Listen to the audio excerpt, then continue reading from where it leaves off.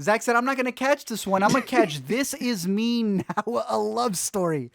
It took me day by day to figure out what this was, how convoluted this visual project that needed to be released as a movie on Prime. It had a Dunkin' Donuts thing, but hold on, there's going to be an adjacent soundtrack to it. This visual elemental experience. It's Lemonade. Yeah. You're just releasing all the music videos at the same time.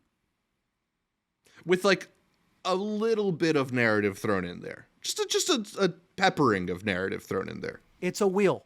You're just selling me the wheel again. You're not reinventing a single thing. No. And damn, is that the most annoying part of this thing. Just have it be an album. Mm-hmm. So starting off with the album, you heard the lowest debut, not just for Jennifer Lopez, but for a top 40 pop star. Yikes. I did not hear that. I mean, so she's using the excuse that it's supposed to be a movie. Right. She was saying this is going to be like her last album for a little bit, wasn't she? So, look, Jennifer Lopez had an album in the past called This Is Me Now. I don't know if you heard about that one. This Is Me. Oh, sorry. This Is Me Then. This is what it was. I don't know if you remember it. I know you have the whole collection behind you somewhere, but it was this CD specific collection's album. over there. So. Yeah, it was this specific album cover. And I guess this is her flip on This Was Me Then. And now it's This Is Me Now.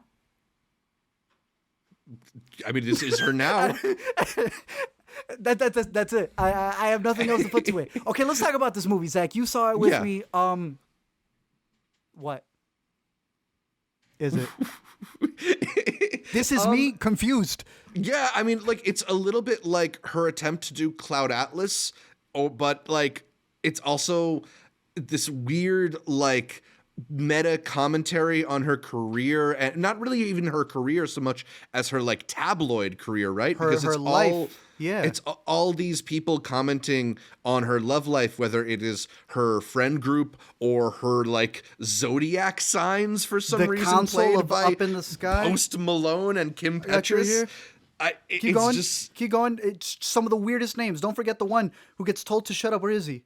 Neil deGrasse Tyson for some reason. Yeah, like I don't even know where he is on this cast. Like it feels no like sense. It just feels like a list of the most famous people who've asked Jennifer Lopez for concert tickets or something. Like I don't really understand why we've arrived at this collection of people. Yeah, if I have what's her name? Who'd she slap in Monster-in-Law? Jane Fonda. If I have Jane Fonda there, will people like me? Like if they're talking about it, will it be okay? She wrote a script where her friends are telling her that she's doing all this messed up stuff, and she goes, yeah. Let me put that on the big screen. Like John Mulaney said, hey, this is a stand-up special about how I got into therapy because my friends told me I needed to, and I've grown from there.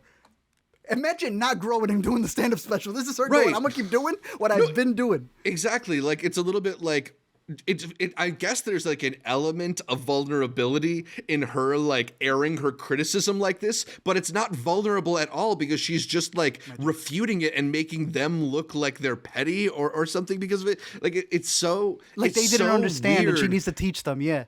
It's so weird and narcissistic.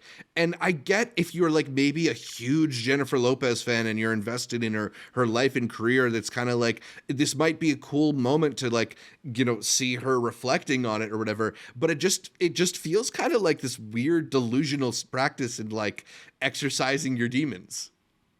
100%. You were trying to say some humbleness or what there could possibly be to get into a story. Ain't nobody wearing this heart dress to a wedding.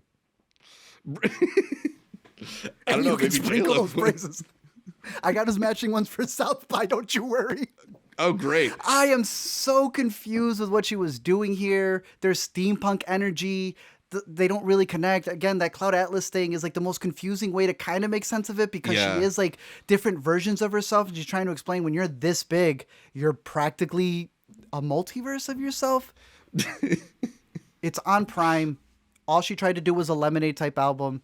And that one was way better. Go check out that. I'm really confused by what this is, but like, hey, she's still fit. I guess that's her big thing to show you how she can still dance. She's still that Jenny from the block. She's 50 something. Is that the nicest thing you can say about it? And you know I'll say nice things if I could, Zach. Yeah. You know me. That is the nicest thing. It took me 3 days to get through this thing, and it's only an hour long. I'll say I think the rebound sequence was cool. The way she was shot was kind of cool. But but most of it was not. It There's looks one in this factory where the I thought it was pedal the Apple. factory? I thought it was the Apple commercial where they threw the hammer to stop the apocalypse. Do you remember that 1984 commercial? The green screen technology looks about that old too. Yeah, someone said Spy Kids in the chat. 100%. No, this is something that is out there. This is me now, out on Prime.